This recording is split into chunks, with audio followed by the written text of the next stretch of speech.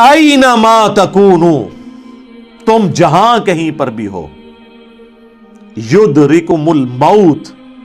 موت تمہیں آ کر رہے گی، وَلَوْ كُنْتُمْ فِي بُرُوجٍ مُشَيَّدَةٍ، چاہے تم اپنے آپ کو مضبوط قلعوں میں بھی بند کر لو نا،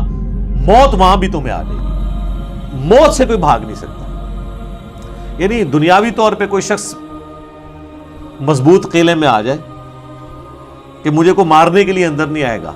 سر باہر سے تو اندر آنے کی ضرورت نہیں ہے، اندر جو کچھ آپ کے اندر ہے وہ آپ کو مارنے کے لیے کافی ہے۔ Heart failure, kidney failure, cancer, کوئی بھی بیماری لگ سکتی ہے۔ باہر کی ٹریفک کو تو کسی حد تک آپ مینج کر سکتے ہیں، لیکن جو اندر چل رہا ہے وہ تو اتنا کمپلیکس نظام ہے کہ ذرا سی بھی آپ کی صرف جو سیلز کی خلیوں کی ڈسٹریبیوشن ذرا سی بھی ڈسٹرب ہو جائے، کینسر بن جاتا ہے۔ اس کے اوپر کسی کا کنٹرول ہے؟ کتنی ینگ ڈیتھس آپ آئے دن سنتے رہتے ہیں۔ 25 سال کا لڑکا تھا جی، 30 سال کا لڑکا تھا جی، ہارٹ فیلئر سے مر گیا جی۔ یہ بھی جو عفنان بھائی بتا رہے تھے، ان کے دوست سیری کر کے سوئے ہیں، اٹھے ہی نہیں ہیں، 27-28 سال عمر ہے۔ تو وہ اللہ تعالیٰ نے ہر شخص کو جو ٹائم دیا ہے وہ، لہٰذا جس طرح اللہ کو ایک ماننا ضروری ہے نا، اور اس میں کوئی شک نہیں ہے ایک ایمان والے شخص کے لیے، اس طرح بالکل اس طرح یہ ماننا ضروری ہے کہ جو رات باہر ہے قبر کی وہ اندر نہیں ہے، اور جو اندر ہے وہ باہر نہیں ہو سکتی۔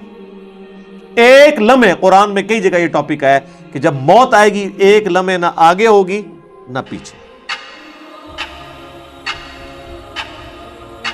پھر سورہ آل عمران کے کانٹیکسٹ میں تو اللہ تعالیٰ نے یہاں تک فرمایا، جب منافقین نے کہا نا کہ ہم نے اپنے بھائیوں سے کہا تھا کہ غزوہ احد میں نہ جاؤ،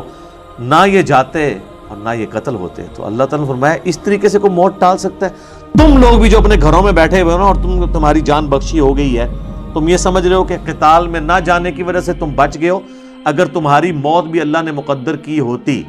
تو تم خود بخود اپنی مقتل گاہوں کی طرف کھینچے چلے آتے۔ اور اس کو سپورٹیو حدیث ہے صحیح مسلم کی، نبی علیہ السلام نے غزوہ بدر سے ایک دن پہلے زمین پہ لکیریں کھینچی تھی، کل یہاں پہ ابو جہل کی لاش پڑی ہوگی، کل یہاں پہ عتبہ کی لاش پڑی ہوئی ہوگی، اور صحابہ کرام کہتے ہیں اللہ کی قسم اگلے دن ہم نے ان کی لاشیں ایگزیکٹ انہی جگہوں پہ دیکھی، یعنی اللہ تعالیٰ نے اپنے نبی کو وحی کے ذریعے بتا دیا تھا کل یہاں پہ لاشیں پڑی ہوں گی، تو وہ اللہ نے ان کا موت کا وقت مقرر کیا ہوا تھا، اور نبی علیہ السلام کو بتا دیا، آپ نے اپنی امت تک وہ پیغام پہنچا دیا۔ یہاں پہ اگر کوئی کہتا بھی ہے نا جی کہ جی وہ جی جیڑی رات قبر ہے جی وہ باہر نہیں، جیڑی باہر ہے وہ اندر نہیں ہے، یہ اکثر وہ بدماش گنڈے اور ڈان کہہ رہے ہوتے ہیں جو قاتلانہ حملے میں اپنے دوسرے جو مقابل ڈانوں سے بچ جاتے ہیں نا، تو پھر وہ کہتے ہیں او جی جیڑی لہی ہے نا جی وہ تے پوری کرنی ہے نا جی، انج تے نہیں کو مار سکتا۔ پھر ساتھ یہ بھی جملہ بولیں گے کہ جی وہ جو ہے نا مارنے والے سے بچانے والا جو ہے وہ ذات بڑی ہے، او بھئی مارنے والے بھی اللہ کی ذات ہے، بچانے والی بھی اللہ کی، کوئی بڑی نکی نہیں ہے، ایک کی ذات ہے جو مارتی بھی ہے بچاتی بھی ہے۔ لیکن ظاہر ہے وہ اس کانٹیکسٹ میں کہہ رہے ہوتے ہیں کہ کوئی شخص کسی کو نہیں مار سکتا، تو بالکل ٹھیک ہے۔ اب اس کے بعد ہونا تو چاہیے اس کی بقیہ کی زندگی پھر دین کے مطابق گزرے۔ بقیہ یہ ہوتا ہے کہ وہ پھر 4-5 گنڈے اور اکٹھے کر کے اپنا بدلہ اتارتا ہے اپنے مخالف سے، یہ رزلٹ نکالتا ہے اس سے۔ حالانکہ جو یہ شخص کہہ رہا ہے کہ جی جو رات قبر میں ہے وہ باہر نہیں، اور جو باہر ہے وہ اندر نہیں، اس کے بعد پھر اس کی زندگی چینج ہونی چاہیے نا، اسے اپنی موت اتنی سامنے دیکھ کے اسے اپنی آخرت کی تیاری کرنی چاہیے نا۔ لیکن وہ سورۃ الانعام میں آیا، اللہ تعالیٰ نے تو اس سے بھی بڑی بات کی ہے کہ جو نافرمان لوگ ہیں نا، اگر ہم انہیں دنیا میں دوبارہ بھی بھیج دینا تب بھی یہی کام کریں گے۔ یہ ہم نے سر خود دیکھا ہے، یہ آبزرو کیا۔ میرے اپنے آفس کے کولیگ ایک دفعہ کراچی سے فلائٹ لے کے تو وہ آ رہے تھے اسلام آباد، تو راستے میں کافی زیادہ موسم خراب ہو گیا، تو اور آپ کو پتہ ہے جب موسم خراب ہوتا ہے تو جہاز تو پھر ایک کٹی پتنگ کی طرح ہے نا، تیز ہواؤں کے اندر اس کو آپ لینڈ نہیں کروا سکتے،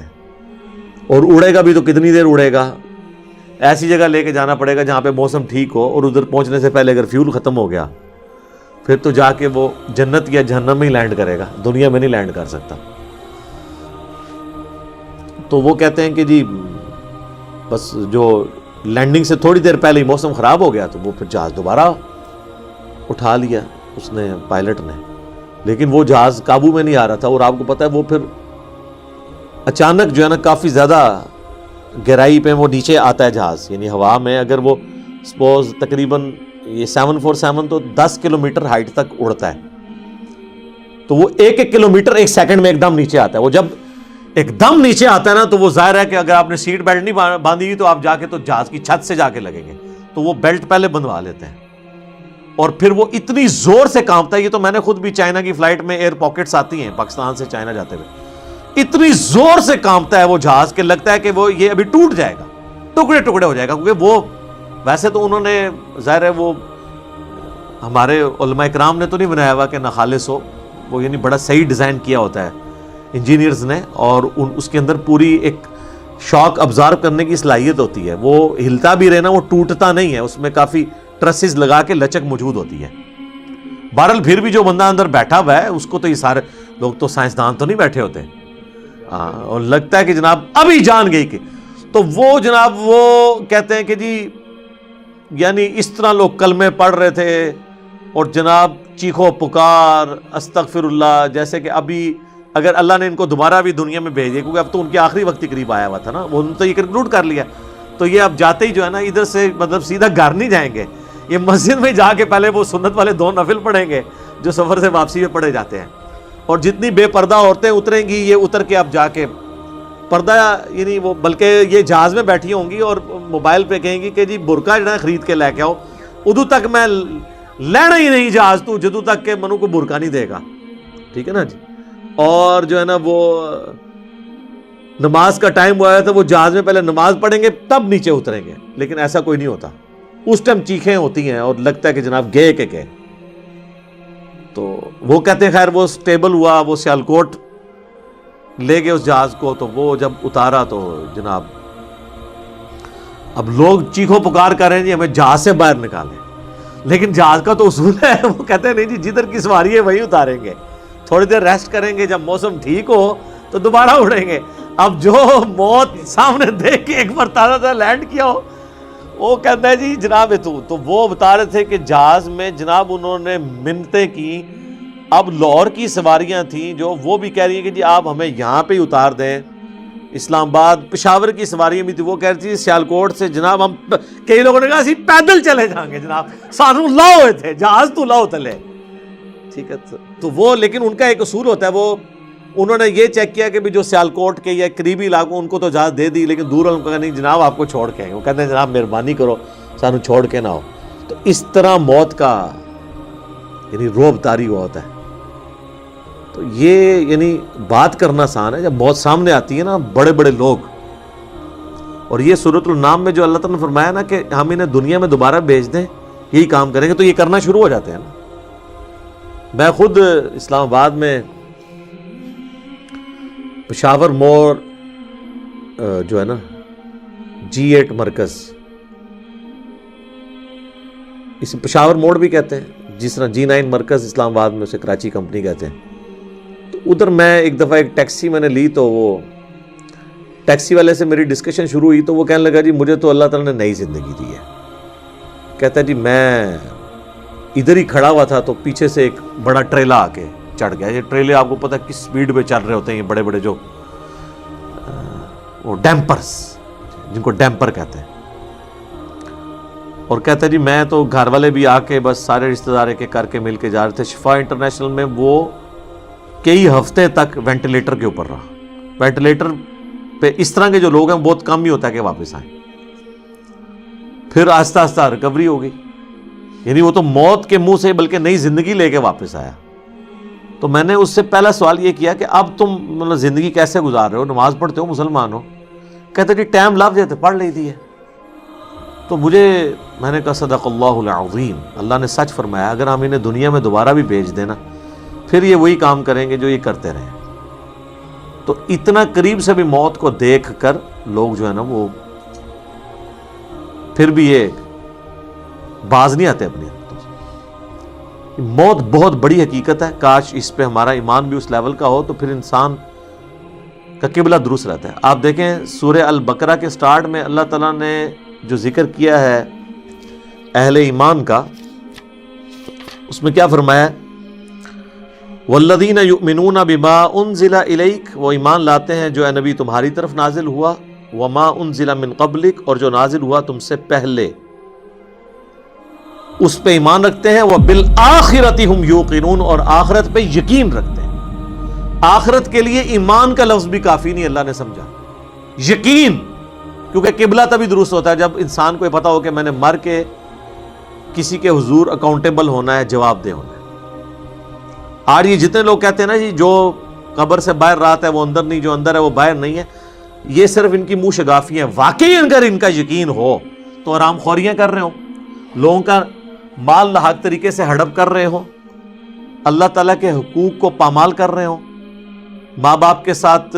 بے سلوکی والا معاملہ کر رہے ہوں، بیوی بچوں پہ ظلم کر رہے ہوں، بہن بھائیوں کی جائیداد دبا رہے ہوں، معاشرے کے لیے ناسور بنے ہوئے ہوں، ایسے لوگ نہیں، پھر تو ان کو بالکل سیدھا ہو جانا چاہیے۔ تو بات کہاں سے شروع ہوئی تھی کہ اللہ تعالیٰ فرما رہا ہے کہ تم اپنے آپ کو مضبوط قلعوں میں بھی بند کر لو نا، تب بھی موت تمہیں آ کر رہنی ہے، موت کو کوئی ٹال نہیں سکتا،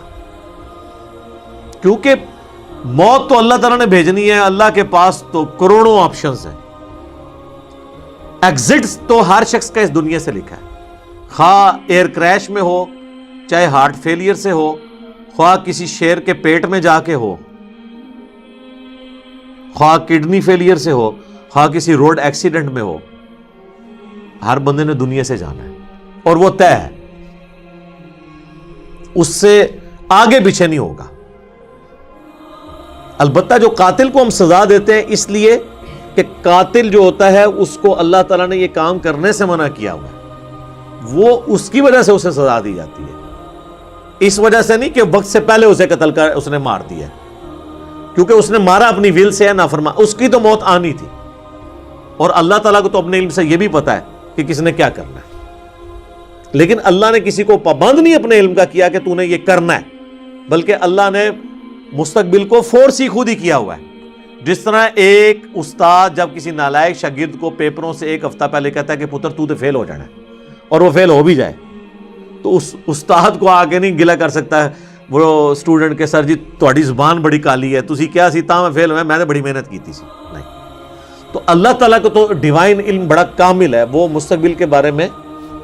فورس ہی کرتا ہے۔ اب رہا یہ معاملہ کہ اللہ نے ہمیں اس آزمائش میں ڈالا کیوں ہے، تو وہ اللہ نے اس کو بیان کر دیا، لا یسأل عما یفعل، اللہ کو کوئی نہیں پوچھ سکتا کہ اس نے یہ کیوں کیا، وہم یسألون، اور اللہ ہر ایک کو پوچھے گا۔ تو ابھی تو فی الوقت اللہ نے جس امتحان میں ڈالا ہے اس میں آپ نے گیون سرکمسٹانسز میں پرفارم کرنے کی کوشش کرنی ہے۔ ہماری ایک اکیڈمی کے بڑے قریبی ہمارے ممبر عمر بھائی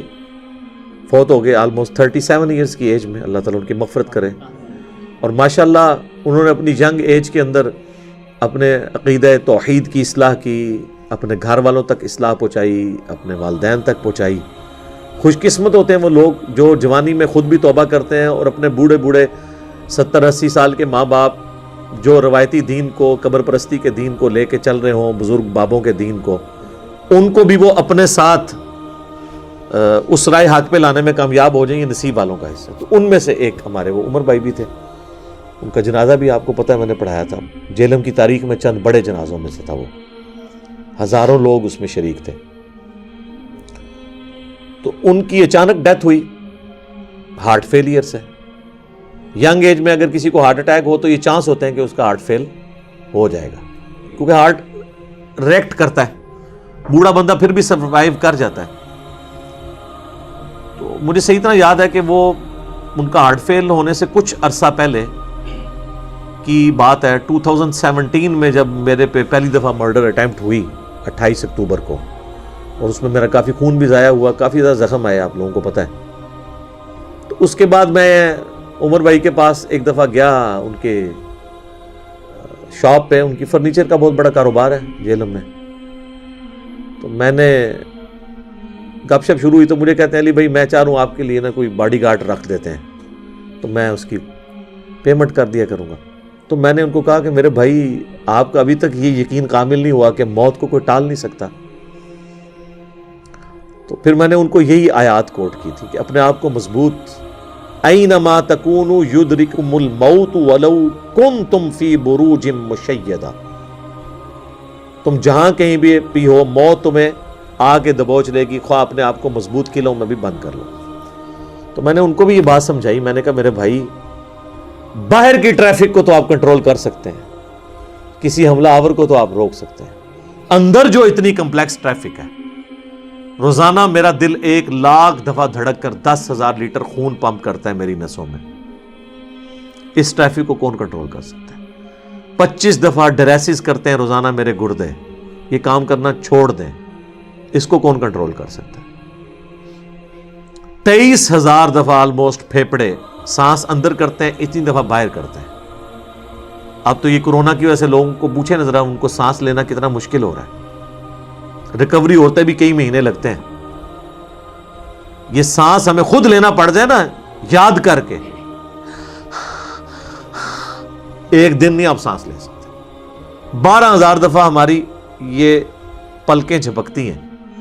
اور یہ اگر آپ کو روزانہ یوں کرنی پڑ جائیں تو بس پھر آپ کوئی اور کام نہیں کریں گے، یہی کرتے رہیں گے. تو یہ سب کچھ میری مرضی کے بغیر اللہ تعالیٰ یہ سارے معاملات کو لے کے چل رہا ہوتا ہے. تو ہم باہر کی ٹریفک کو تو شاید مینج کر لیں کسی حد تک، وہ بھی کنفرم نہیں ہوتا. کئی بار روڈ ایکسیڈنٹ میں آپ دیکھتے ہیں لوگ اپنی جگہ پہ صحیح سائڈ پہ جا رہے ہوتے ہیں، مخالف سمت سے کوئی گاڑی آتی ہے، اس کا ٹائر پھٹتا ہے، وہ لڑکتی ہوئی دوسری طرف آ کے 4-5 بندے نیچے دے دیتی ہے. ان کا تو کوئی قصور نہیں ہے، وہ تو ہوتے ہی دوسری. یہ تو میں نے خود اس طرح کے ایکسیڈنٹس اپنی آنکھوں سے بھی دیکھے ہیں، تو پتہ ہی نہیں چلتا. تو باہر کی ٹریفک کو آپ کسی حد تک مینج کر لیں گے، لیکن اندر کی ٹریفک کو تو کوئی بھی نہیں کر سکتا. اور دیکھیں کچھ عرصے کے بعد ان کی اندر کی ٹریفک ہی فیل ہوئی اور دنیا سے چلے گئے. اللہ تعالیٰ ان کی مغفرت کرے، انہیں نیک کاموں کا اجر دے، ان کی برائیوں سے درگزر کرے، اور ہمیں بھی اپنی موت سے پہلے قبر و آخرت کی تیاری کرنے کی توفیق عطا فرمائے. اللہم من احییتہ منا فاحیہ علی الاسلام ومن توفیتہ منا فتوفہ علی الایمان. آمین.